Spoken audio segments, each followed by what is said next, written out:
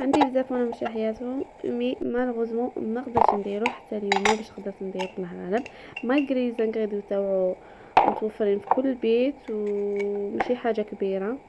لهنايا احتجت 3 كيسان دقيق الطب، ضفت لهم غرفه كبيره خميره الخبز، ضفت لها ايضا الملح، ودرت 4 كيلات ماء دافي، خلطت مليح مزيان مكسيتهم بهذاك الاشوار. انا استعملت الاشوار، نتوما تقدروا تستعملوا الميكسور. بعدها خليتهم يخمروا حوالي هكا في 20 دقيقة، سورتو كي دوكا ماهوش الحال بارد بزاف، 20 دقيقة كافية. بعد ما خمرت لي لاباط تاعي هذيك تاع البغيض، درت لها وحده كيس خميرة الحلوى وخلطتها مليح، دخلتها مليح في الخليط هذاك باش كان توزع على كامل الخليط. بعدها رحت درت المقله تاعي فوق الفرنو، دهنتها بالزبده وبديت نطيب فيه، وشوفوا لي شحال جا، الله يبارك. راكم الفوطو راهي توضح كلش.